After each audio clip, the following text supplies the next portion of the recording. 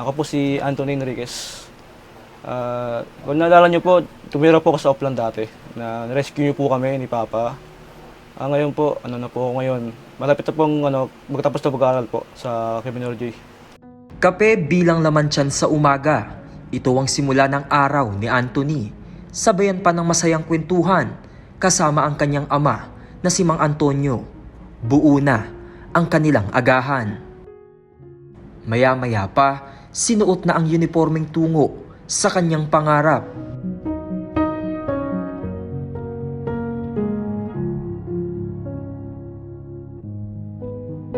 Mula sa pangarap na makapagtapos ng pag-aaral, ngayon ay malapit nang matupad ni Anthony ang tinatamasang diploma. Si Anthony at ang kanyang ama na si Mang Antonio ay isa sa mga pamilyang na-rescue ni Tatay Rani noong panahon ng pandemya. Ako po si Antonio Enriquez po. Ako yung na-rescue ko yung dati. Yung ano po, yung pandemic, na doon kami sa Kuwait. Salamat po sa inyo. Magandang kalooban at busidak na puso mo. At natulungan mo po kami. Si Papa po, di po kasi alam yung gagawin niya eh. Kasi po, problemado na rin. Ngayon ako po, nag-stop po ako sa pag-aaral. Pinalayas sila noon sa inuupahang bahay, pinadlak ang pinto at naiwan ang kanilang mga gamit. Ako po yung humingi po kay Tatay Rani ng tulong na kunin yung mga gamit. Kasama yung mga task force na enforcer. Matapos ang insidente, nakahanap sila ng bagong tirahan. Dadala po mo sa Oplan, doon po kami tumira. May mga bata rin po ron eh. Kaya darang ko po ng mga panahon na yun. May pagkain po, may pagkain. Busog-busog po kami. Bukod sa tahanan, nabigyan din ng pagkakataon ang mag-ama na makapagtrabaho. Si Mang Antonio bilang pintor, habang si Anthony naman ay nagsilbi sa bayan. Way back 2021 po, doon po ako nagsimula na mag-task force disiplina. Ayun, sa una po, mahirap. Pero nung nag-enjoy na po ako, lalo na po yung operation. Ngunit kinailangan mamili noon ni Anthony dahil sa hirap ng oras, mas binigyan niyang pansin ang pag-aaral. Batid niya na hindi kayang suportahan ng kanyang mga magulang ang kanyang edukasyon. Kaya siya na mismo ang gumawa ng paraan. First year po, security guard po ako. Then, di po kinaya ng guard ng time. Pinili na lang po ng delivery. Hanggang ngayon po, yung ginagawa ko pantos sa pag-aaral ko sa mga bayarin po dito sa bahay. Kaya naman si Anthony ay estudyante sa umaga at delivery rider naman sa hapon.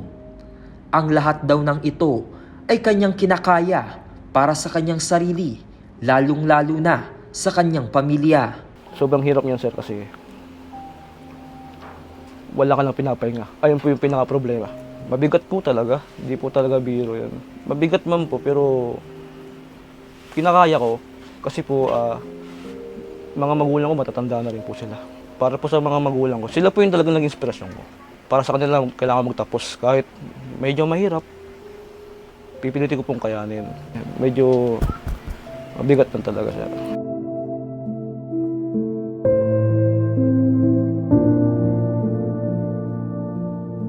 Kung hihinto ko po siya, wala rin po akong mapapala. Ayoko rin po mangyari sa buhay ko yun. Kaya po pinili ko magpagtapos. Tingin ko sa Panginoon, kung hindi ko po siya nakilala, si Lord, pinili ko po wala po sa inyo na ginagawa ko eh.